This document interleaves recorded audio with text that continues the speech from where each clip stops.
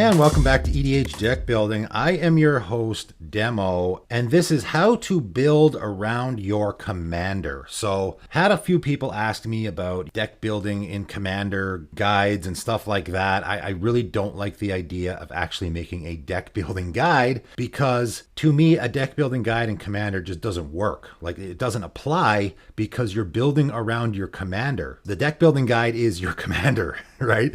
Your commander is the guide. That's what you're building around. So for example, when you talk about card draw in commander, need X amount of card draw spells, people will say. Okay, but what if your commander is Tatioa? How many card draw spells do you need now? I would say you need none, right? Because I'm building around my commander, I'm going to replace all the card draw spells that I would put in my deck with land dig, right? I'm going to be putting lands into play because that's going to be drawing me cards. I don't know if anyone actually puts any card draw effects in their Tatioa deck. I don't think you need to. How many card draw effects am I going to put in my Corval deck? Probably none. I don't think you would have to. Your commander is drawing cards like crazy, right? Any of those card draw effects are going to be replaced by sacrifice effects, which basically you're going to do anyway, right? That's why Tatioa and Corval are such ridiculous commanders, because you really don't have to plan around any of the card drawing there at all. But this is what I'm talking about building around your commander. Rather than sticking to a certain template or a certain guide where I need X amount of removal spells, I need X amount of board wipes, I need however many draw spells, stuff like that, what is your commander doing? That's where you should start. Or what are you doing in the deck? If I'm playing an aggro theme, I don't want a lot of board wipes because board wipes are going to be bad for me because that's going to kill all the creatures in play. If I plan on having way more creatures than any of my other opponents, then probably a lot of board wipes is not a good thing. They're just going to be sitting in my hand because a board wipe is going to be a disadvantage for me because I have more creatures than any of my opponents do. What if your commander actually kills creatures? What if you have a Daiyuchan deck? How many creature removal spells do you need to put in a Daiyuchan deck?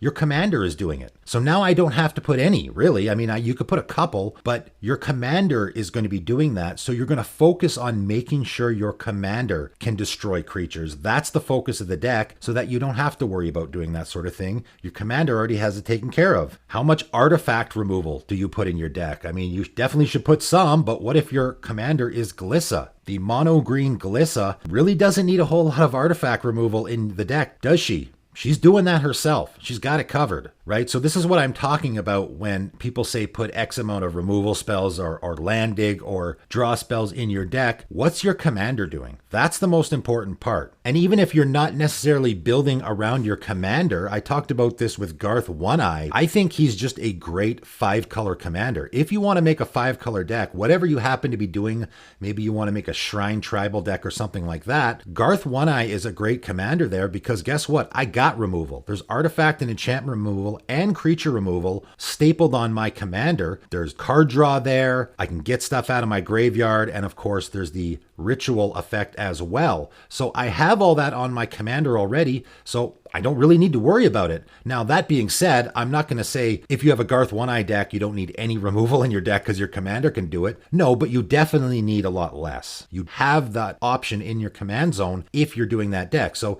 it's not necessarily about entirely building around your commander. It's also about whatever the theme of my deck might be, even if my commander doesn't have a whole lot to do with it. If the theme of my deck is I have a whole bunch of creatures and I'm playing an aggro deck, I don't want to play a lot of board wipes. If the theme of my deck is I have a hand size matters deck, for example, like I did for one of my patrons, then, that's the theme of the deck already. So I'm not going to follow a deck building guide to find out how many card draw spells I should put in there because the theme of the deck is having a big hand size. So yes, those guides for building a deck in Commander, you can sort of have it there on the side. I look at my Commander, I see what it does. So I'm building a Storev deck, for example, and I go, okay, well, my Commander is going to be getting stuff out of the graveyard, right? He's going to be returning stuff from my graveyard to my hand. That's card advantage. That's essentially the same thing as card draw. What Storev is doing is almost basically drawing you an extra card every turn. So now I'm going to look at whatever that deck building guide is and go, okay, well, maybe I don't need as much card draw as I normally would put in a deck because my commander is continually putting cards in my hand. Maybe what I need more so is something that puts cards into my graveyard. because that's going to be card advantage for me, right? In a Storev deck, an Auric Lore Mage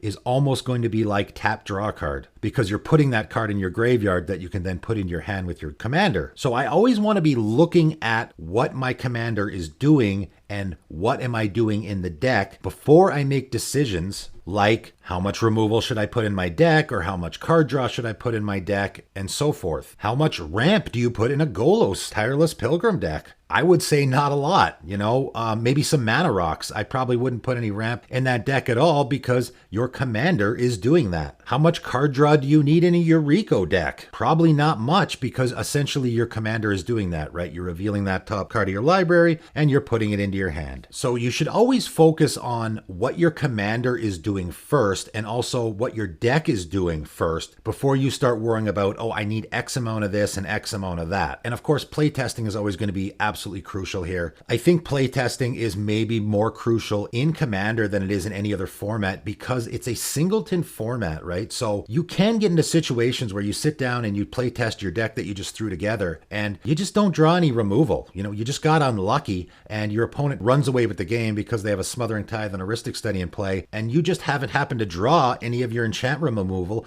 but you swear you put enough in there, and maybe you did, you just got unlucky because it is a singleton format. So don't scrap everything and go back to the drawing board because of that. You got to play another game and start to get a feel for it, right? The next game, maybe if the same thing happens, okay, the chances of getting unlucky 2 games in a row is a lot less likely, so maybe you don't have enough enchantment removal in the deck, right? If you find that your hand is getting empty in a lot of games, maybe you don't have enough card draw. But again, card draw and card advantage are 2 different things, and I've talked about this before. Really what you want in a deck is card advantage. You don't necessarily need card draw. If I'm playing a Sisay Weatherlight Captain deck, my commander is taking stuff out of my library and putting it directly into play. That's better than drawing a card, right? So my commander is doing better than just drawing a card. It's actually putting stuff directly into play. That's card advantage. Obviously, if I'm playing a Kess deck, now I can just cast stuff directly out of my graveyard. If I'm playing a Marin deck, I'm getting creatures directly out of my graveyard and putting them into play. So don't get too caught up on the card draw aspect, because a lot of times, especially with a lot of these more popular commanders that I've mentioned, the card advantage and the value you're getting are just so huge that I don't know if you really need that much card draw in decks like that. I mean, I just did a Hazoret the Fervent deck on my Underwhelming Commanders video, and that deck definitely doesn't want your hand to be full, right? Again, this is what I'm talking about, building around your commander. I'm looking at that commander and I'm going, okay, well, I don't want my hand full. So why am I going to put a bunch of card draw in that deck? You're not. What you're going to do is you're going to do Impulse Draw, which red does really, really well, where I'm exiling the top card of my library and I can play it. It's not actually card draw, or I can play stuff out of my graveyard. That's card advantage as well, right? So you always got to be looking at what your commander is doing rather than just blindly following sort of a deck building guide. So basically what I'm getting at with this video is always look at your commander first, or look at what you're doing, okay? Before you start talking about, okay, I need card draw, I need removal, I need whatever, look at what your commander is doing. Think about your game plan, okay? If I'm in an aggro strategy, I don't want a ton of board wipes. If I'm playing a Tatyova deck, I don't need a whole lot of card draw or any at all. Build around your commander first, and then playtest the deck a few times, and wherever you find you have holes, if you find